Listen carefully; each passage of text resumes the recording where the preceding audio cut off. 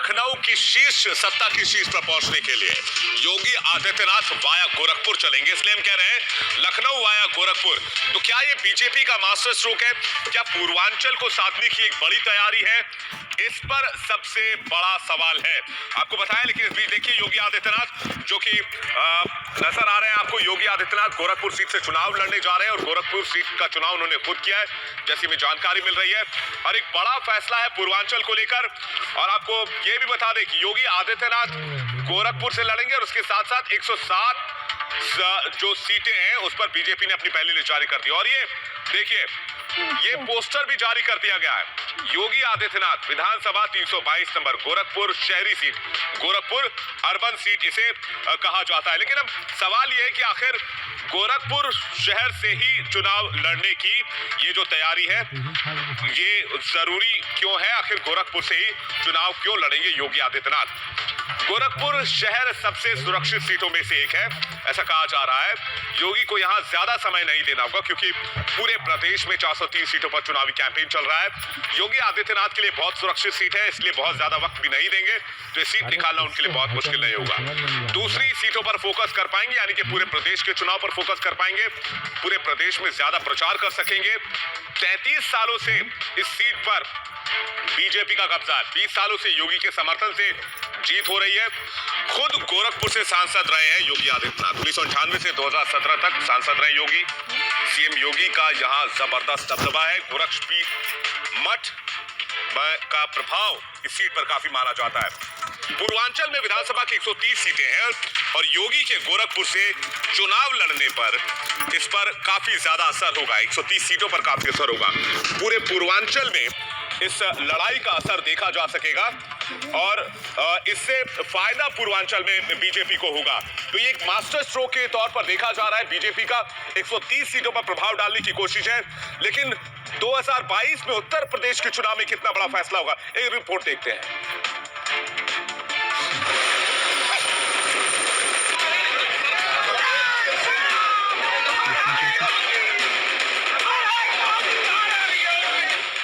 आदरणीय प्रधानमंत्री जी का, आदरणीय राष्ट्रीय अध्यक्ष जी का और संसदीय बोर्ड का, जिन्होंने मुझे गोरखपुर से भारतीय जनता पार्टी का प्रत्याशी बनाया है।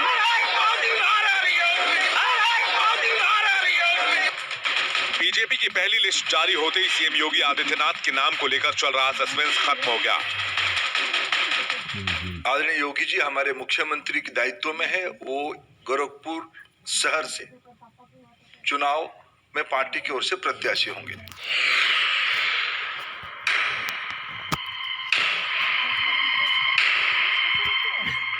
योगी अपने गढ़ गोरखपुर से ही चुनाव लड़ेंगे और पूर्वांचल की 130 सीटों पर इसका असर साफ दिखेगा। और ये वो सीट है जहां से योगी आदित्यनाथ को कोई और चुनौती नहीं मिलेगी और सीएम पूरे राज्य पर फोकस कर सकेंगे। सबका साथ, सबका विकास के भाव के साथ भारतीय जनता पार्टी प्रचंड बहुमत की सरकार 10 मार्च को परिणाम आने पर बनाएगी। सीएम योगी की अयोध्या और मथुरा से चुनाव लड़ने की अटकलें लगाई जा रही थी। दरअसल इसकी शुरुआत तब हुई थी जब सीएम योगी ने खुद कहा था कि वो विधानसभा चुनाव लड़ना चाहते हैं, लेकिन सीट का फैसला पार्टी करेगी। अब योगी के गोरखपुर से मैदान में उतरने का जैसे ही ऐलान हुआ है, अखिलेश ने सीएम योगी पर निशाना साधा है। भारतीय जनता पार्टी ने पहले ही उन्हें अपने घर भेज दिया। हालांकि वो कल से गोरखपुर में हैं। अब गोरखपुर से वापस आने की उन्हें जरूरत नहीं है। अखिलेश के इस बयान पर योगी आदित्यनाथ ने जोरदार पलटवार किया। योगी ने ट्वीट करते हुए कहा कि सुनो बबुआ, 25 करोड़ प्रदेशवासियों को परिवार मानने वाले मुख्यमंत्री के लिए समूचा प्रदेश ही उनका घर है और यही प्रदेशवासी 10 मार्च को उन्हें पुनः अपना अभिभावक भी घोषित करने जा रहे हैं। तुम्हारा क्या होगा बबुआ, तुम ना तो घर के रहोगे ना घाट के। लेकिन बीजेपी के नेताओं ने बताया कि योगी के गोरखपुर से चुनाव लड़ने की असल वजह क्या है। 10 मार्च को आप देखेंगे भारतीय जनता पार्टी के सारे प्रत्याशी जीत करके प्रचंड बहुमत की सरकार बनाएंगे। मुख्यमंत्री जी को गोरखपुर से लड़ाया जा रहा है। देखिए, पूरे प्रदेश की जनता अभिनंदन कर रही है। योगी आदित्यनाथ ने चुनाव लड़ने के ऐलान के साथ एक बहुत पुरानी परंपरा को तोड़ दिया है। कौन सी पुरानी परंपरा योगी आदित्यनाथ ने तोड़ी है, ये आपको बताते हैं। 18 साल के बाद योगी आदित्यनाथ ये 18 साल पुरानी परंपरा तोड़ने जा रहे हैं। आखिरी बार मुलायम सिंह यादव ने विधानसभा चुनाव लड़ा था, अगर उत्तर प्रदेश की बात करें, और विधानसभा चुनाव जीतकर वो विधानसभा पहुंचे थे। पिछली 3 बार की अगर बात करेंगे तो एमएलसी से सीएम बने हैं, सीएम बनने के बाद एमएलसी बने पिछले 3 बार, जिसमें मायावती, अखिलेश यादव और योगी आदित्यनाथ तीनों ने एमएलसी की राह चुनी। पहली बार विधानसभा चुनाव लड़ेंगे योगी आदित्यनाथ, और अखिलेश के चुनाव लड़ने पर अब भी सस्पेंस है। अखिलेश ने कहा है कि पार्टी कहेगी तो जरूर लड़ूंगा। मायावती ने चुनाव लड़ने से इनकार किया है। गांधी परिवार ने कभी विधानसभा चुनाव नहीं लड़ा, ये स्टेटस है। लेकिन इसके साथ ही आपको दिखाते हैं कि योगी आदित्यनाथ ने इसके बाद ट्वीट कर क्या कुछ कहा, ये आपको दिखाते हैं। योगी आदित्यनाथ ने ट्वीट किया, आगामी विधानसभा चुनाव में मुझे गोरखपुर शहर से भारतीय जनता पार्टी का प्रत्याशी बनाने के लिए आदरणीय प्रधानमंत्री जी, माननीय राष्ट्रीय अध्यक्ष जेपी नड्डा जी एवं संसदीय बोर्ड का हार्दिक आभार। ये योगी आदित्यनाथ का ट्वीट था जब उन्हें ये पता चला कि वो गोरखपुर शहर से चुनाव लड़ने जा रहे हैं। उन्होंने ट्वीट कर इस बात की जानकारी दी।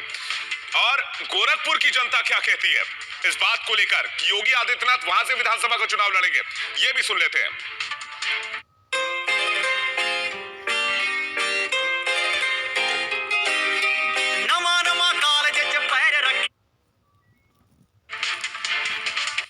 महाराज जी को लोग चाह रहे थे कि गोरखपुर से ही चुनाव लड़े। भारतीय जनता पार्टी ने उनको टिकट दे करके बहुत बड़ा उपकार किया है और यहाँ की जनता पूरी बहुत खुश। महाराज जी के गोरखपुर से विधानसभा से लड़ने के लिए बहुत उत्साह है।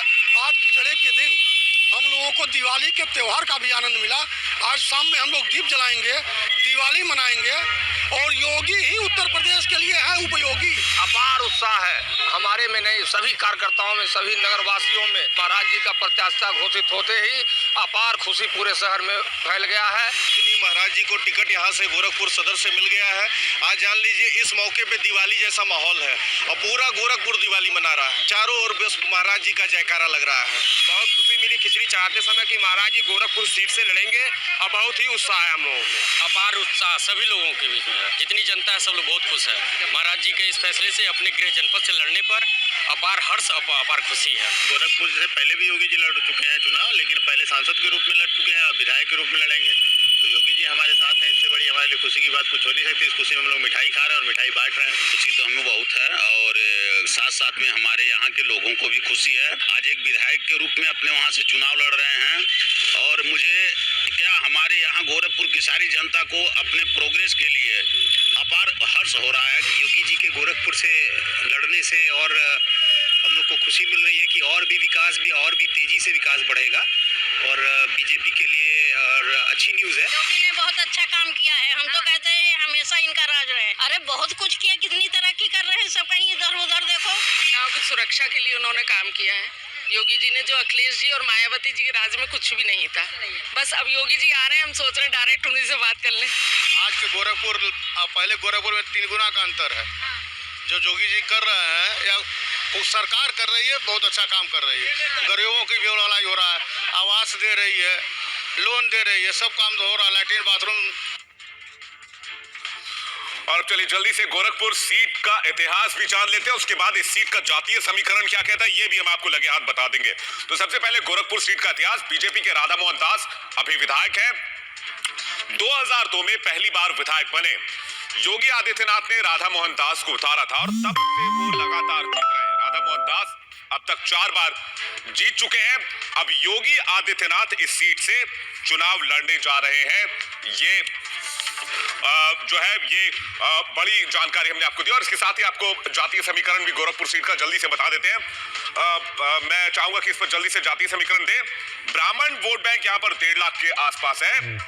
निषाद जो है वो 3.5 लाख है। अगर यादव और दलित मिला दें तो 2 लाख के आसपास है और 1.5 लाख के आसपास जो है वो मुस्लिम वोट बैंक यहाँ पर है।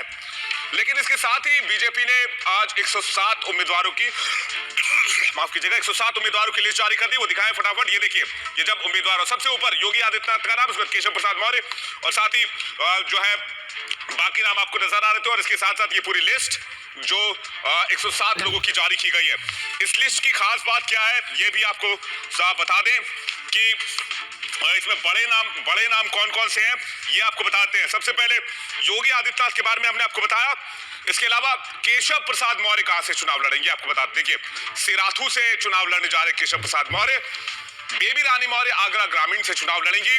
इसके साथ ही आपको बता दें कि श्रीकांत शर्मा जो कि जाने माने नेता हैं यूपी के, मथुरा से चुनाव लड़ने जा रहे हैं। संगीत सोम सरथना से चुनाव लड़ेंगे और इस तरह पंकज सिंह नोएडा से चुनाव लड़ेंगे। ये इस वक्त हमें जानकारी मिल रही है। तो ये कुछ बड़े नाम जो चुनाव लड़ते आपको नजर आएंगे। लेकिन उत्तर प्रदेश में अगर चुनाव है और सियासी समीकरण में जातीय समीकरण को अगर नहीं साधा गया तो फिर उत्तर प्रदेश की बाजी को जीत पाना बहुत मुश्किल है। आइए देखते हैं कि क्या कहता है यूपी में, किस तरह से दलित ओबीसी वोटों की जंग इस वक्त चल रही है। ये सबसे बड़ी बात है। कैसे पार्टियां एक दूसरे से दलित वोट बैंक के लिए आमने सामने हो रही है, आपको दिखाएंगे, और कैसे समीकरण साधे जा रहे हैं।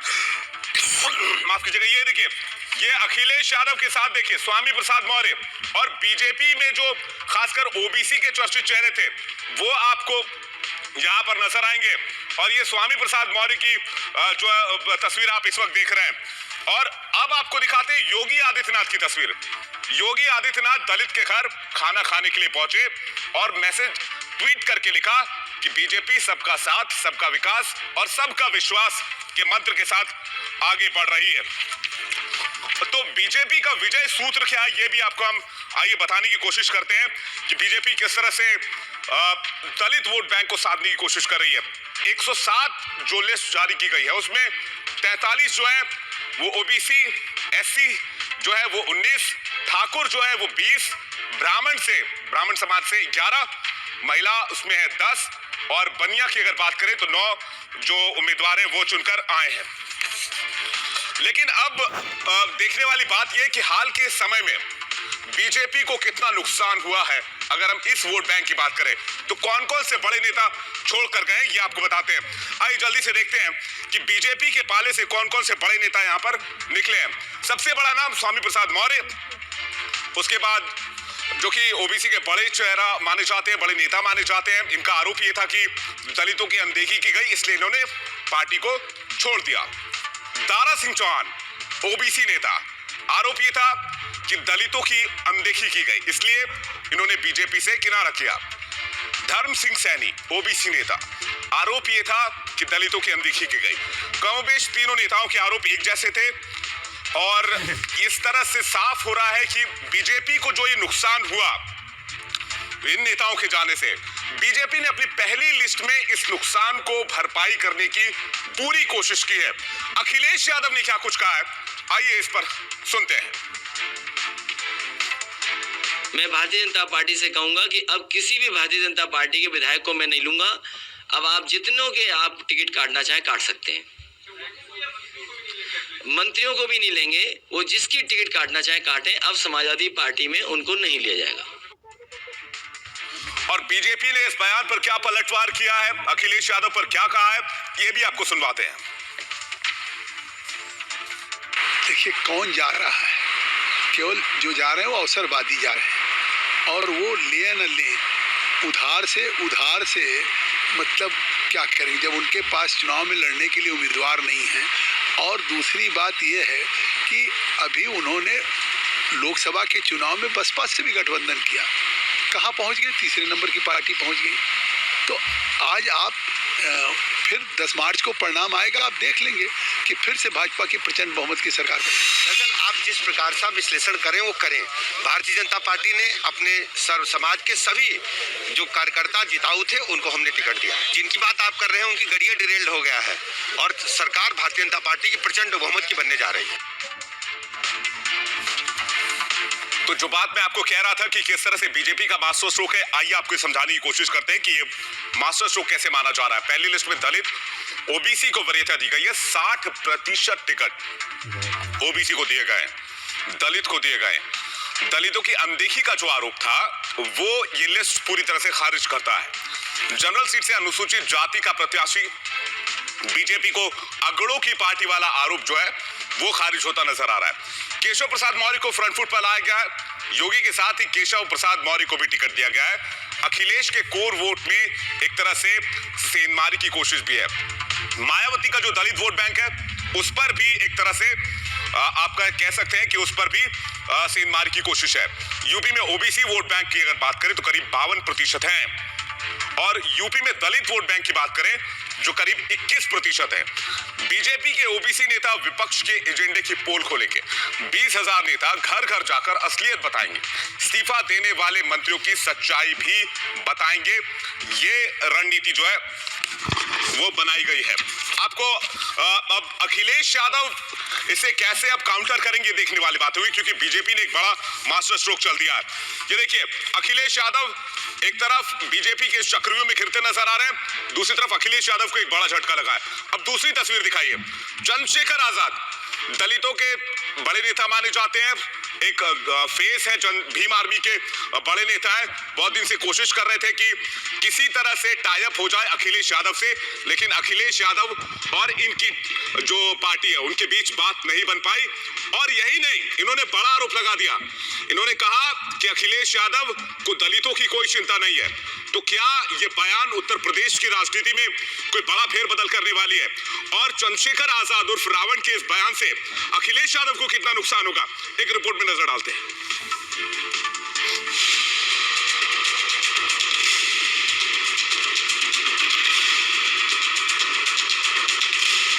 अखिलेश यादव को बड़ा झटका।